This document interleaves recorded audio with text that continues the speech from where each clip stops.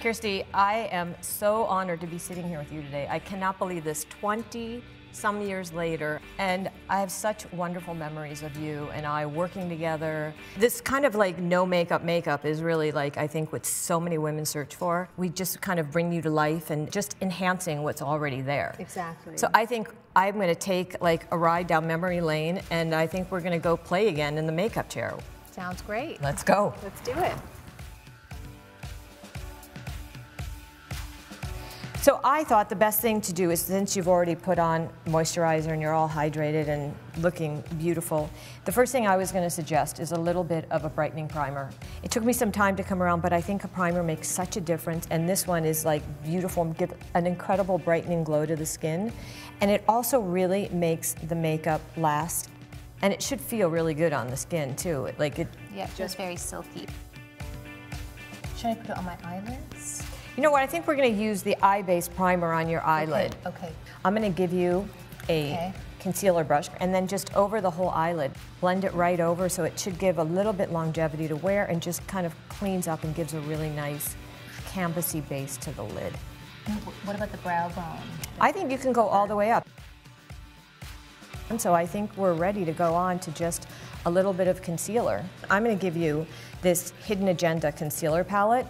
As you can see, there's quite a few shades here. So there's 2 shades of concealer on the top, and this is a neutralizer that will help neutralize out any redness, and then a little bit of powder. Where do you usually go on with your concealer? I usually put it under the eye, a little in the outside corner, and then around the nose. You know, which tends to get a little redder. Right. And then any little blemishes that might be going on at the time. Okay, cool. Now, what about mixing the two You can together? absolutely mix it. I like use the back of my hand as like a coloring board, and you can really perfect to make sure the color's right. Just by going on those outer corners and kind of erasing that little bit of redness really has incredible impact on lifting the eye.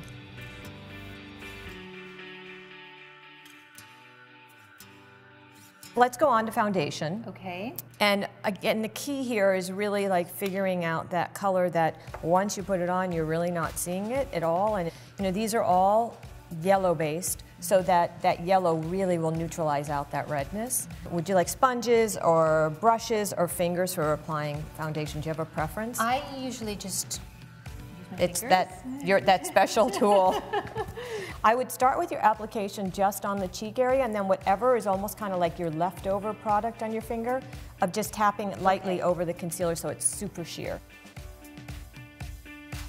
So because everything was so creamy, that's why I thought just let's go on with a cream blush. With a cream blush, let's use the dual fiber, because I think the larger dual fiber gives you a really light application.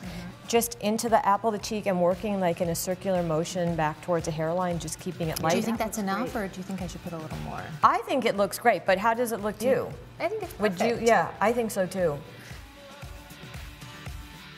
And actually, I just thought maybe even to play, this is one of those things that a lot of people ask me about, is a highlighter. With this little fan brush, you can actually just go into the highlighter, highlight the cheekbone just a little bit here. Great. It's that little glint of light that picks up that gives just a beautiful luminosity and a little bit of lift. What I think we should do is take a little bit of powder, just make sure everything is perfected, and then just powder across the whole eyelid. I can't stress enough the importance of keeping that application really sheer. So let's just go with that same brush and just under the eye, just setting in the concealer, making sure there's no setting in of any fine lines, and just setting it a bit